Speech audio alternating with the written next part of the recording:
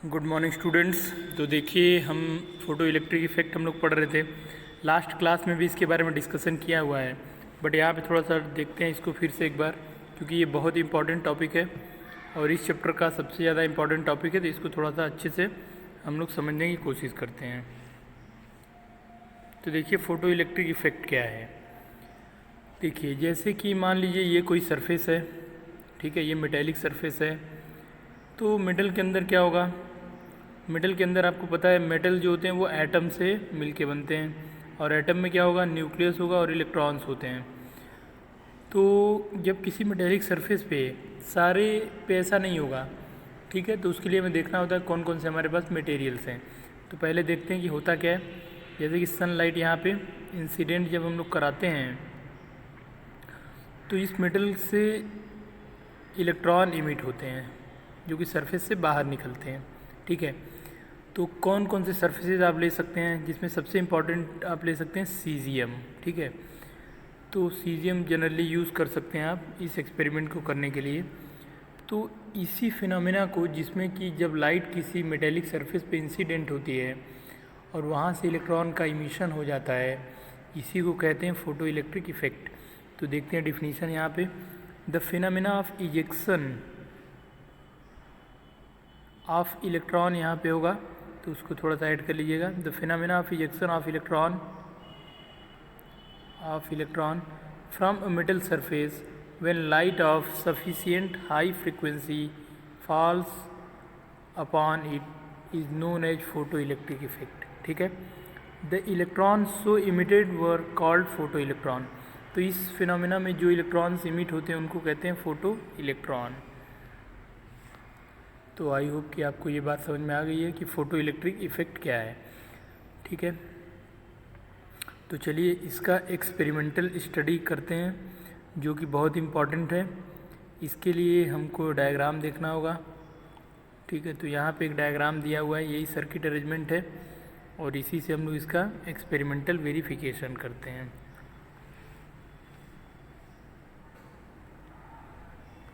तो चलिए देखते हैं कि क्या है यहाँ पे।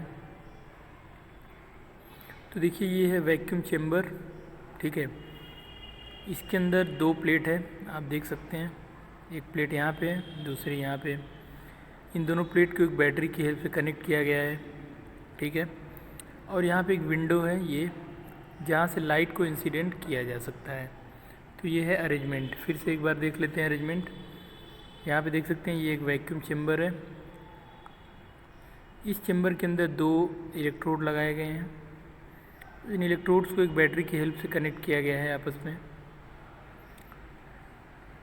यहाँ पे एक विंडो है जिसमें से लाइट इंसिडेंट किया जा सकता है, ठीक है। तो इन चीज़ों को आप इजीली समझ सकते हैं।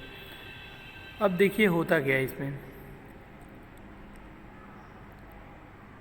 देखिए, जब ये बैटरी कनेक्ट किया गया है और यहाँ पे इन दोनों इलेक्ट्रोड जो है ये दोनों, इनके बीच यहाँ पे गैप है, तो डेफिनेटली इसके अंदर से कोई भी करंट पास नहीं करेगी, क्योंकि सर्किट ओपन है।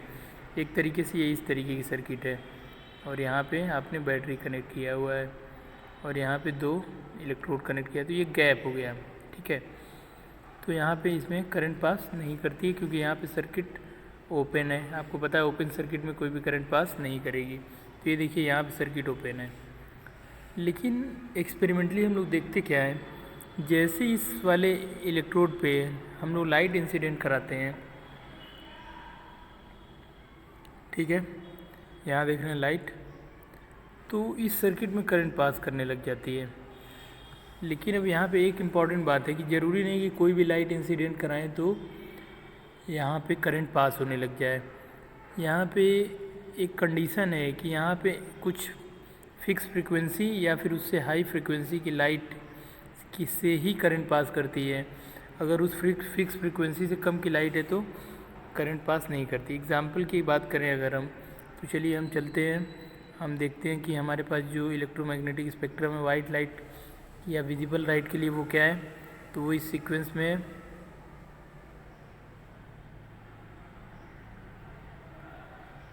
ठीक है, आपको भी पता है।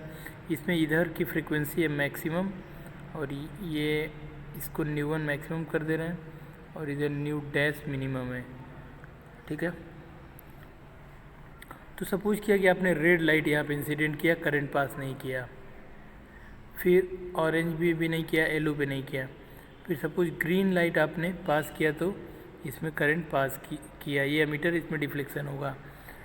तो अब ब्लू करेंगे तब भी इसमें डिफ्लेक्शन होगा, इंडिगो करेंगे तब भी होगा, वायलेट करेंगे तब भी होगा। लेकिन ग्रीन जो है इससे कम फ्रीक्वेंसी की अगर आप लाइट यहाँ पे इंसिडेंट करेंगे तो इसमें करंट पास नहीं करेगी। तो ये बहुत इंटरेस्टिंग बात है कि यहाँ पे अगर आप इस वाले इलेक्ट्रोड पे लाइट इंसिडेंट करते हैं या फिर इस वाले इलेक्ट्रोड पे लाइट इंसिडेंट करते हैं तो इस सर्किट में करंट पास करती है। लेकिन सबसे इंटरेस्टिंग बात ये है कि सारी लाइट के लिए इसमें करंट पास नहीं करती है।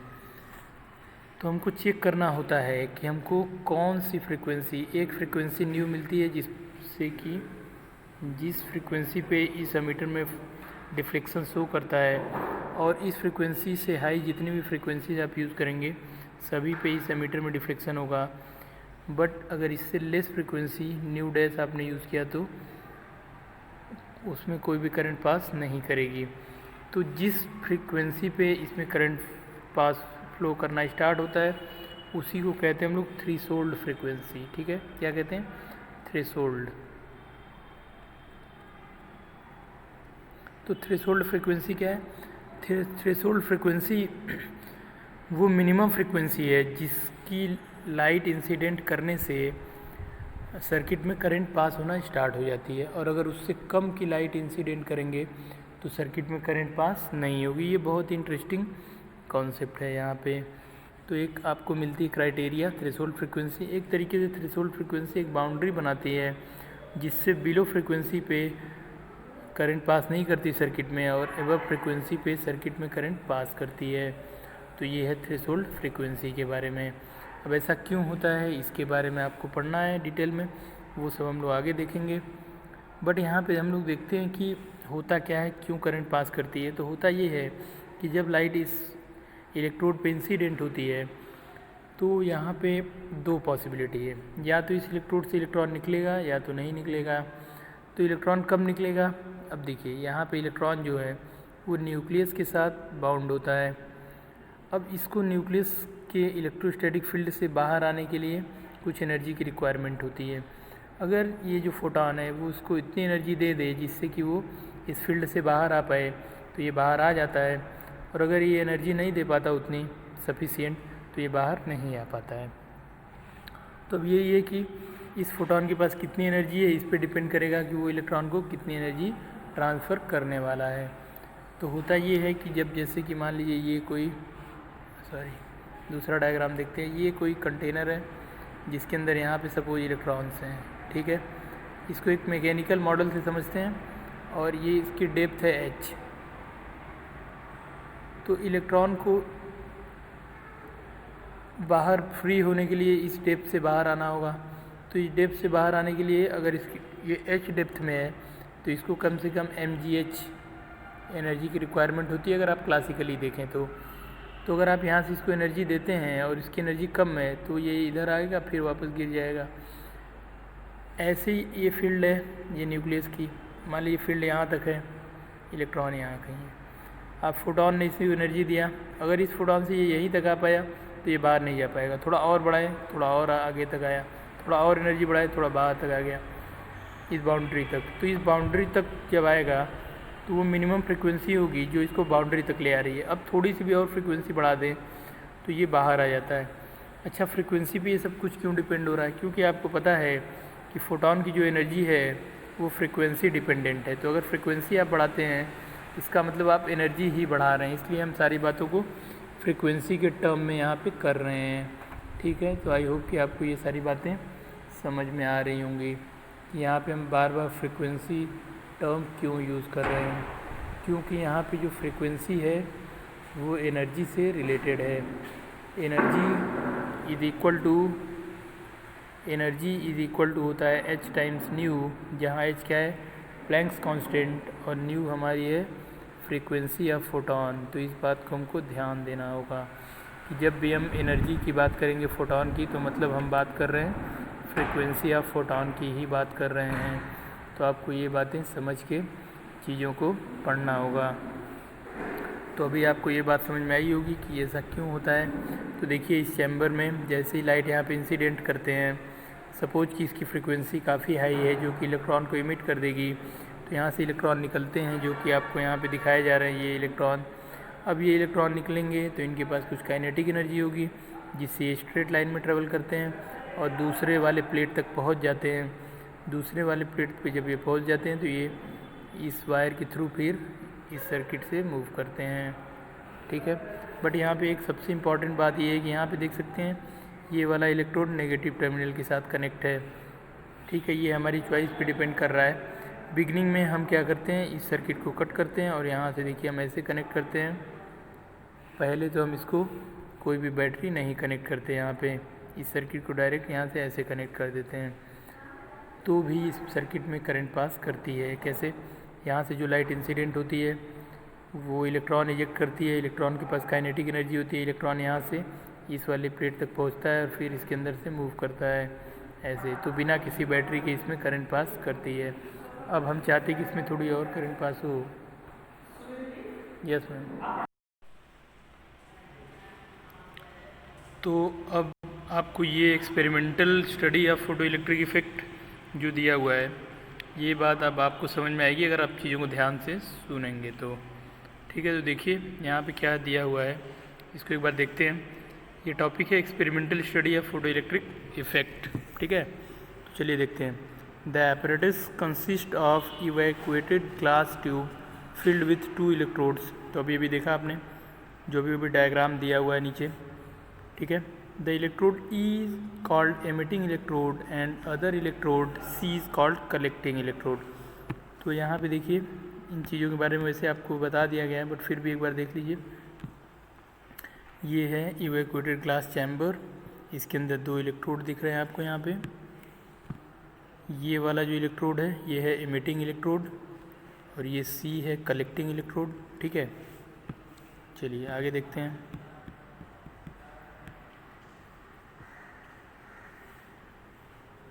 When a suitable radiation is incident on the electrode E, electrons are ejected from it। तो जब कभी सुटेबल रेडिएशन E पे इंसिडेंट होती है, अभी इसके बारे में डिस्कस किया था हमने, इलेक्ट्रॉन इससे इजेक्ट होंगे। The electrons which have sufficient kinetic energy reach the electrode C and despite its negative polarity. तो अगर इलेक्ट्रॉन्स के पास काफ़ी काइनेटिक एनर्जी है, जैसे कि इससे इलेक्ट्रॉन निकला और इस वाले पोल पे इस वाले इलेक्ट्रोड पे जा सकता है अगर इसके पास काफ़ी हाई काइनेटिक एनर्जी हो। अब देखिए हो सकता है कि इसको आपने डायरेक्ट कनेक्ट किया हो ऐसे, तो ये इलेक्ट्रॉन यहाँ से यहाँ आ जाएगा। हो सकता है कि आपने इसको पॉजिटिव पोलैरिटी दिया हो, तब ये इलेक्ट्रोड इसको अट्रैक्ट करके अपनी तरफ ले जाएगा। थर्ड पॉसिबिलिटी ये है कि आपने यहाँ पे इस वाले को नेगेटिव पोलैरिटी दिया हो, ये भी पॉसिबिलिटी है। तो जो इलेक्ट्रॉन यहाँ से चलता है अगर इसके पास सफिशिएंट काइनेटिक एनर्जी है तो ये इस वाले इलेक्ट्रोड को पोलैरिटी नेगेटिव होने के बाद भी यहाँ तक जा सकता है, ये इस पे आ सकता है। बट केस ये है कि इसके पास बहुत ही ज़्यादा काइनेटिक एनर्जी होनी चाहिए। तो ये 3 केसेस पॉसिबल हैं, तो उसी के बारे में यहाँ पे डिस्कस किया जा रहा है। यहाँ पे देखिए दिया हुआ है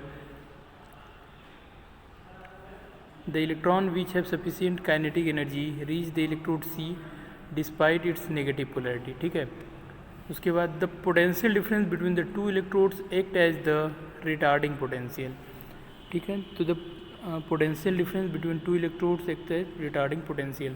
तो इस केस में जबकि आपने इस वाले को नेगेटिव से कनेक्ट किया है और इसको पॉजिटिव से, तो इस केस में ये जो पोटेंशियल डिफरेंस होता है इसको रिटार्डिंग कहते हैं, क्योंकि ये जो काइनेटिक एनर्जी होती है इलेक्ट्रॉन की उसको ये डिक्रीज़ करेगा। क्यों करेगा डिक्रीज़? क्योंकि ये जो इलेक्ट्रॉन है इस पे ये वाला जो इलेक्ट्रोड है ये रिपल्सिव फोर्स अप्लाई करेगा, क्योंकि ये नेगेटिव पोलैरिटी के साथ कनेक्ट है यहाँ पे, तो रिपल्सिव फोर्स इस डायरेक्शन में लगाएगा, तो ये इस रिटार्ड करता है, इसलिए इसको रिटार्डिंग पोटेंशियल कहते हैं। बट होता क्या है कि जो मैक्सिमम काइनेटिक एनर्जी वाले इलेक्ट्रॉन है वो यहाँ तक पहुँचते हैं, फिर भी अगर इलेक्ट्रॉन्स के पास काफ़ी हाई काइनेटिक एनर्जी है तो। अगर इलेक्ट्रॉन के पास हाई काइनेटिक एनर्जी नहीं है तो इस इलेक्ट्रोड तक वो नहीं पहुँच पाएंगे, ठीक है। तो as collecting electrode made more and more negative, fewer and fewer electrons will reach the cathode and photo electric current recorded by the ammeter will fall. तो अगर आप देखें कि सपोज यहाँ पे बहुत ही हाई काइनेटिक एनर्जी के इलेक्ट्रॉन निकल रहे हैं बाहर और इस वाले इलेक्ट्रोड को नेगेटिव किया गया है, तो यहाँ से कुछ इलेक्ट्रॉन यहाँ रीच कर जाते हैं, पहुँच जाते हैं। अब आपने यहाँ पे नेगेटिव पोटेंशियल और बढ़ाया तो यहाँ पे पहुँचने वाले इलेक्ट्रॉन का नंबर और कम होगा, थोड़ा और बढ़ाएं थोड़ा और कम होगा, थोड़ा और बढ़ाएं थोड़ा और कम होगा। फाइनली एक कंडीशन ऐसी आएगी कि ये इतना ज़्यादा नेगेटिव हो जाएगा कि यहाँ का इलेक्ट्रॉन यहाँ तक नहीं पहुँच पाएगा। तो उस केस में जबकि यहाँ से मैक्सिमम काइनेटिक एनर्जी के इलेक्ट्रॉन भी इस वाले पे नहीं पहुँच पाते हैं, मतलब कि इस वाले पे नहीं पहुँच पाते हैं, कलेक्टिंग इलेक्ट्रोड पे नहीं पहुँच पाते हैं।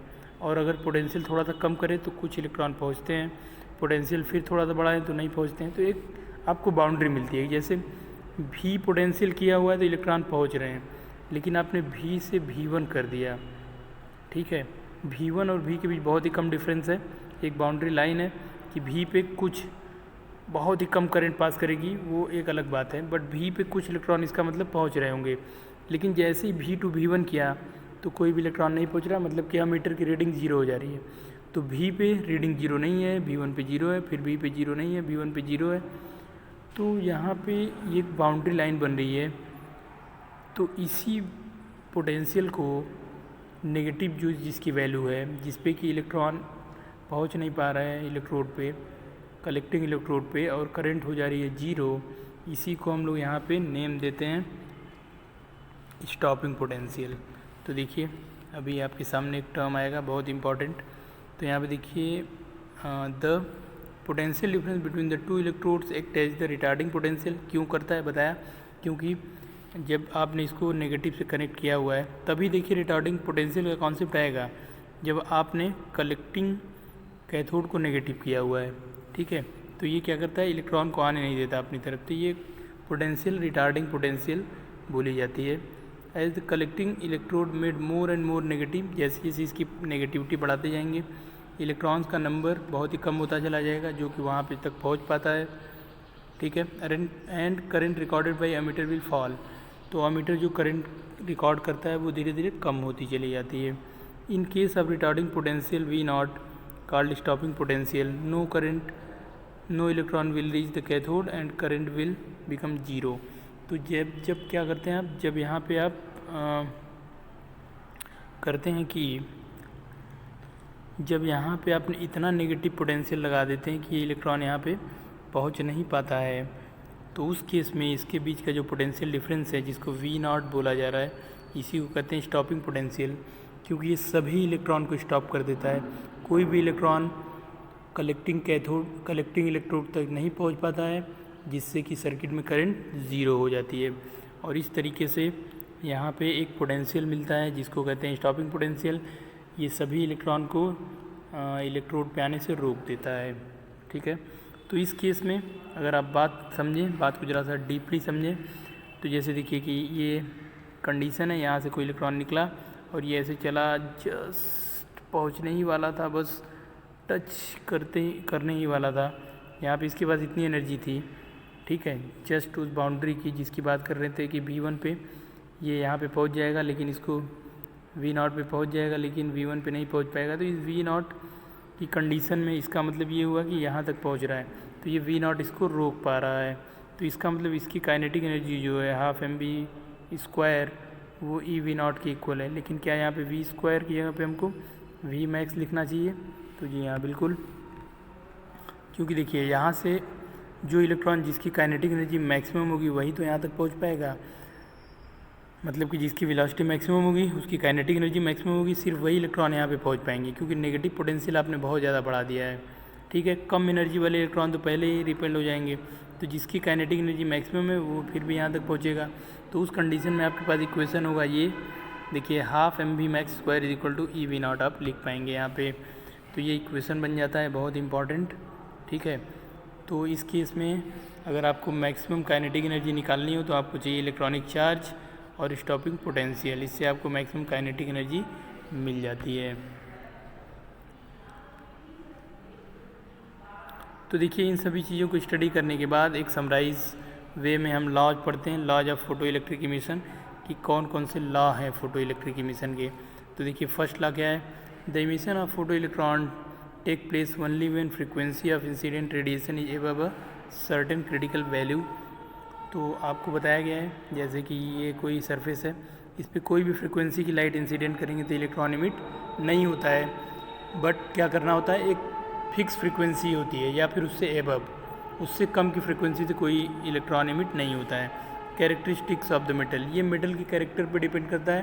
किसी मेटल के लिए ग्रीन कलर का हो सकता है, किसी मेटल के लिए येलो कलर हो सकता है, किसी मेटल के लिए अल्ट्रावायलेट हो सकती है, किसी मेटल के लिए इंफ्रारेड, कुछ भी हो सकता है, इसके बारे में कह नहीं सकते, ये उस मेटल की अपनी कैरेक्टरिस्टिक होगी। तो जिस मेटल के लिए जितना है मिनिमम वैल्यू आएगी, उससे अगर बढ़ाते जाएंगे आप तो इलेक्ट्रॉन इमिट करेगा, लेकिन उस मिनिमम वैल्यू से कम पे कोई भी इलेक्ट्रॉन नहीं इमिट होगा। The critical value of frequency is known as threshold frequency for the metal. तो यही है, जो मिनिमम फ्रीक्वेंसी किसी मेटल से इलेक्ट्रॉन को इमिट करा पाती है उसको हम लोग कहते हैं थ्रेशोल्ड फ्रीक्वेंसी। सेकेंड देखते हैं, the emission of photo electron start as soon as the light falls on the metal. जैसे ही आप मेटल पे इंसिडेंट करते हैं फोटॉन को, तुरंत ही क्या होता है, मेटल सरफेस से इलेक्ट्रॉन का इमिशन स्टार्ट हो जाता है। नेक्स्ट है third, the maximum kinetic energy with which an electron is emitted from the metal surface is independent of the intensity of light and depends only upon the frequency। तो यहाँ पे देखिए एक बहुत इंपॉर्टेंट पॉइंट है, वो ये है कि the maximum kinetic energy with which an electron is emitted, जब किसी सरफेस से इलेक्ट्रॉन निकलता है तो उसकी जो मैक्सिमम काइनेटिक एनर्जी है वो डिपेंड करती है फ्रीक्वेंसी पे, और वो नहीं डिपेंड करती है इंटेंसिटी पे। अब यहाँ पे इन दोनों में आपको डिफरेंस समझना होगा। तो देखिए इंटेंसिटी का मतलब होता है number of photons, number of emitted photons per unit area per unit time. या फिर आप किसी सरफेस के लिए कह सकते हैं कि इस सरफेस पे इस सरफेस के यूनिट एरिया पे पर सेकेंड कितने इलेक्ट्रॉन इंसिडेंट हो रहे हैं, तो उस सोर्स की इंटेंसिटी इस सरफेस के लिए वही होगी। ठीक है, इंटेंसिटी इंक्रीज़ या डिक्रीज़ हो सकती है। देखिए सेम सरफेस जो है, जैसे कि ये मान लीजिए बल्ब है, ठीक है, इससे पर सेकेंड ऐसे फोटॉन इमिट हो रहे हैं, सपोज 1000 फोटॉन पर सेकेंड इमिट हो रहे हैं, तो इसकी इंटेंसिटी कितनी हुई, 1n मतलब 1000 into energy of 1 photon E upon area into time. तो इसको कहते हैं इंटेंसिटी। ठीक है, किसी सरफेस के लिए इस सोर्स की यही इंटेंसिटी है। अगर मान लीजिए ये सरफेस से क्लोज आता है तो इस पर और ज़्यादा फोटॉन इंसिडेंट हो पाएंगे, तो इसकी इंटेंसिटी बढ़ जाएगी। कहने का मतलब ये है कि ये सोर्स है। अब देखिए इससे फोटॉन तो ऐसे चलते हैं, अब सरफेस मान लीजिए यहाँ पे है तो इस पर इतने ही फोटॉन इंसिडेंट हो पाए, तो इंटेंसिटी इस सरफेस के लिए इस सोर्स की, इसी सोर्स की इंटेंसिटी इस सरफेस के लिए I1 है। अब इसको और क्लोज अगर यहाँ पे ले आएंगे तो देखिए इसको ज़्यादा मिल रही है, तो इस सरफेस के लिए इसी सोर्स की इंटेंसिटी I2 हो जाएगी। तो कहने का मतलब ये होता है कि इंटेंसिटी का मतलब ये होता है किसी सोर्स से जो फोटॉन निकल रहा है वो तो है ही, बट साथ में किसी सरफेस को कितना फोटॉन पर सेकेंड और उसके पर यूनिट एरिया में मिल रहा है, इसी को इंटेंसिटी कहते हैं। ठीक है, जबकि एनर्जी की अगर हम बात करें तो energy E is equal to h होती है। एक्चुअल में एनर्जी किसी एक फोटॉन की एनर्जी से रिलेटेड है और ये फ्रीक्वेंसी डिपेंडेंट है। तो आप यहाँ पे ये भी कह सकते हैं कि the maximum kinetic energy with which an electron is emitted from metal surface is independent of intensity of light and depends on the energy of photon. आप यहाँ पे फ्रीक्वेंसी को एनर्जी ऑफ फोटॉन भी कह सकते हैं। तो ये दोनों बातें हैं, दोनों ही सही बातें हैं, आपको जो सही लगे उसके अकॉर्डिंग आप चीज़ों को समझ सकते हैं। चलिए अगला लॉ देखते हैं। तो अगला लॉ क्या है, fourth, the number of photo electrons emitted that is photo current is depends on the frequency of incident light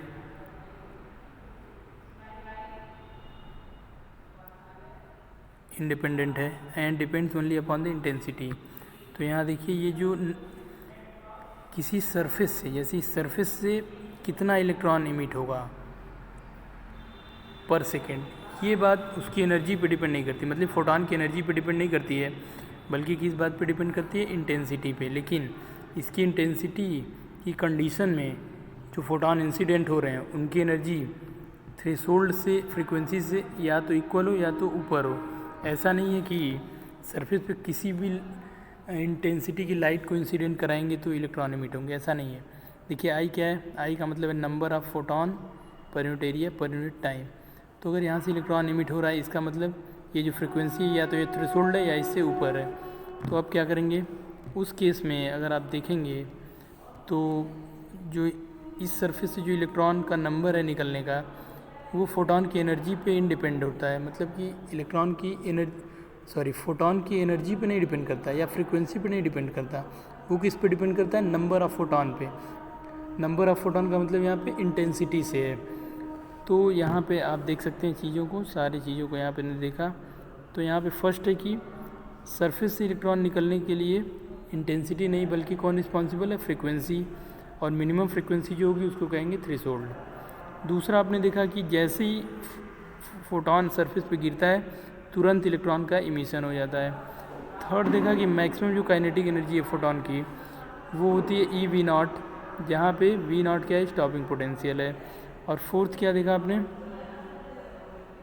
या फिर थर्ड को ये भी कह सकते हैं कि द मैक्सिमम जो काइनेटिक एनर्जी है इलेक्ट्रॉन की वो किस पे डिपेंड करती है, वो डिपेंड करती है फोटॉन की फ्रीक्वेंसी पे और नहीं डिपेंड करती है इंटेंसिटी पे। बात समझिए, जो इलेक्ट्रॉन इमिट हुआ उसकी मैक्सिमम काइनेटिक एनर्जी जो है वो फोटॉन की फ्रीक्वेंसी पे डिपेंड करती है, लेकिन फोटॉन की मतलब लाइट की एनर्जी पे डिपेंड करती है, आप बोल सकते हैं लाइट की फ्रीक्वेंसी पे डिपेंड करती है, बट लाइट की इंटेंसिटी पे डिपेंड नहीं करती। और जो लास्ट है वो कहता है कि कितने इलेक्ट्रॉन इमिट होंगे, ये बात लाइट की इंटेंसिटी पे डिपेंड करती है बट लाइट की फ्रीक्वेंसी पे नहीं। तो यहाँ पे देखिए इलेक्ट्रॉन की काइनेटिक एनर्जी डिपेंड करती है फ्रीक्वेंसी पे, और लेकिन नंबर ऑफ़ इलेक्ट्रॉन का जो इजेक्शन है वो डिपेंड करता है इंटेंसिटी पे। बट इंटेंसिटी की केस में कंडीशन ये है कि जो भी फोटॉन इमिट हो रहे हैं उनकी जो किसी भी फोटॉन की फ्रीक्वेंसी है वो थ्रेशोल्ड से हाई होनी चाहिए। तो इतनी चीज़ें आपको समझ में आ गया होगा आई थिंक। तो चलिए अब आगे देखते हैं कि फ़ोटो इलेक्ट्रिक सेल क्या होता है। तो देखिए बहुत ही सिंपल है।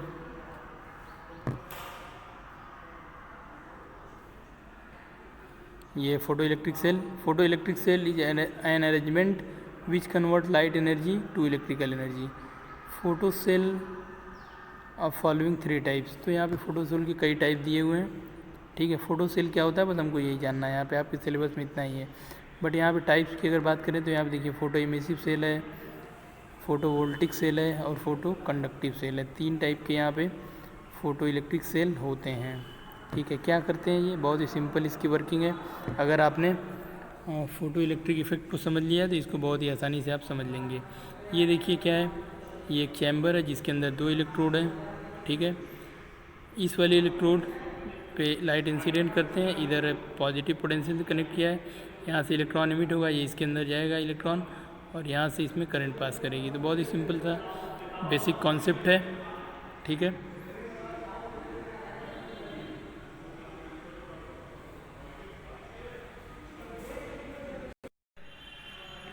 तो यहाँ पे देख लेते हैं कि वर्किंग क्या है, ठीक है। Working of photo emissive cell. वैसे देखिए फ़ोटो सेल आपके सिलेबस में सिर्फ यही है कि फ़ोटो सेल क्या होता है, किसी भी टाइप के फ़ोटो सेल और उसकी वर्किंग आपके सिलेबस में नहीं है। बट फिर भी अगर आप चाहें पढ़ना तो यहाँ पे देख सकते हैं कि क्या होता है फ़ोटो सेल। तो यहाँ पे 2 इलेक्ट्रोड होते हैं इसमें C, और यहाँ पे देख सकते हैं कैथोड C एंड एनोड होता है, ठीक है, जो कि इवेपोरेटेड ग्लास चैम्बर के अंदर पैक्ड होते हैं। अब क्या होता है, cathode C semi cylindrical plate coated with photo emissive material. तो ये देखिए एक सेमी सिलेंड्रिकल होता है जिसपे फोटो सेंसिटिव मटेरियल की कोटिंग किया जाता है, ठीक है। This is called de Broglie relation of caesium deposited on silver oxide. तो ये है एक अलग सा ये अरेंजमेंट है, इसको आप याद कर सकते हैं, ठीक है। उसके बाद the anode A is in form of wire so that it does not obstruct the path of the light falling on the cathode। तो जो एनोड है वो वायर के फॉर्म में होता है जिससे इधर से जो लाइट आती है उसको इफेक्ट नहीं करता ये। when light of frequency above the threshold frequency for the cathode surface is incident on the cathode photo electrons are emitted. If potential difference is about 10 volt is applied between the anode and cathode, the photoelectrons are attracted toward the anode and the micrometer connected to the circle will record the current. तो यही है, बहुत ही simple सी बात है, आप चीज़ों को बहुत ही आसानी से समझ गए होंगे। देखिए यहाँ पे यही है, ये है कैथोड, ये है एनोड, ये बैटरी से इसको पॉजिटिव किया गया है। यहाँ से जो लाइट आती है इस वाले सेमी सिलेंड्रिकल पार्ट पे पड़ती है, इसके ऊपर सीजियम की कोटिंग करते हैं, क्योंकि सीजियम जो है वो फोटो सेंसिटिव मटेरियल है, इजीली इलेक्ट्रॉन इमिट करता है। तो यहाँ से जो लाइट इसके ऊपर इंसिडेंट होती है, फिर इलेक्ट्रॉन निकलता है, इलेक्ट्रॉन इस वायर के थ्रू इधर से पास करता है और इस सर्किट में करंट पास करती है। तो यही है फोटो सेल। इस करंट को यहाँ से इस करंट की वैल्यू यहाँ से मिली एमीटर या माइक्रोमीटर से इसको मेजर कर लेते हैं, और इस मेजरमेंट के बाद यहाँ जो लाइट इंसिडेंट हो रही है इसकी इंटेंसिटी, फ्रीक्वेंसी, वेवलेंथ, बहुत सारी चीज़ों को फाइंड आउट किया जा सकता है। उसके लिए इक्वेशंस हैं जो कि आपके सिलेबस में नहीं है, तो आपको बस इतना ही जानना था। ओके देन, तो आज के लिए इतना ही।